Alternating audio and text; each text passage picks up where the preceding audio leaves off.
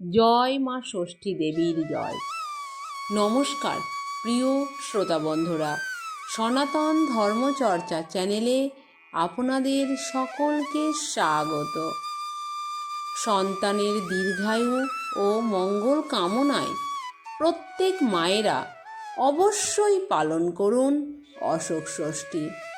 আজকের ভিডিওতে আলোচনা করা হয়েছে এবছর 2026 অশোক ষষ্ঠী কবে পালন করা হবে, তিথি কখন শুরু এবং কখন শেষ হবে, অশোক ষষ্ঠীর পুজোর উপকরণই বা কী, পুজো পদ্ধতি কেমন হবে, এই ষষ্ঠীর প্রণাম মন্ত্র এবং অবশেষে কিছু এই ষষ্ঠীর নিয়মাবলী।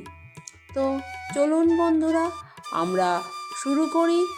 তবে একটা অনুরোধ, ভিডিওটি স্কিপ করবেন না, শেষ পর্যন্ত দেখুন, আশা করি নিশ্চয়ই উপকৃত হবেন। চৈত্র মাসের শুক্লপক্ষের ষষ্ঠী তিথিতে পালিত হয় অশোক ষষ্ঠী। এই বছর অশোক ষষ্ঠী পালিত হবে 24শে মার্চ 2026 মঙ্গলবার এবং বাংলা হিসেবে 9ই চৈত্র 1432 বঙ্গাব্দ। তিথি শুরু হবে 23শে মার্চ 2026 সোমবার, বাংলা হিসেবে 8ই চৈত্র 1432 বঙ্গাব্দ, রাত 9:37। তিথি শেষ হবে 24শে মার্চ 2026 মঙ্গলবার, বাংলা হিসেবে 9ই চৈত্র 1432 বঙ্গাব্দ, রাত 7:31। অশোক ষষ্ঠী পুজোর উপকরণ হল 6টি অশোক ফুলের কুঁড়ি, মুগ কলাই, দই, কাঁঠালি কলা, ফুল, বেলপাতা ও মিষ্টি।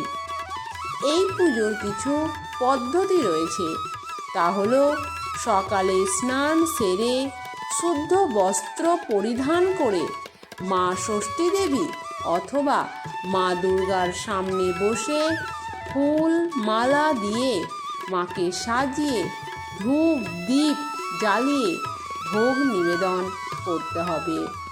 এই অশোক ষষ্ঠীর প্রণাম মন্ত্র হলো জয় দেবী জগন্মাত জগদানন্দকারিণী প্রসীদ মম কল্যাণী নমস্তে ষষ্ঠী দেবীকে।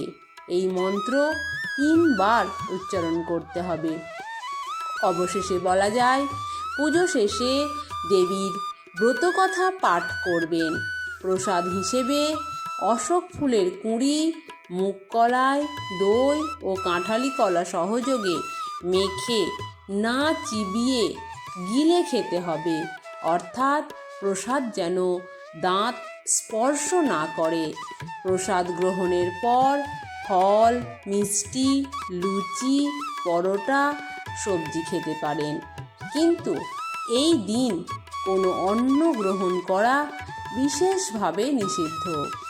এই ছিল আজকের ভিডিওটি কেমন লাগলো তা কমেন্টে জানান। ভালো লাগলে অবশ্যই লাইক, শেয়ার ও কমেন্ট করুন। আর চ্যানেলে নতুন হলে চ্যানেলটি সাবস্ক্রাইব করতে একেবারেই ভুলবেন না। এই রকম নতুন নতুন ভিডিওর আপডেট পেতে পাশে থাকা বেল আইকনটি প্রেস করুন। নমস্কার।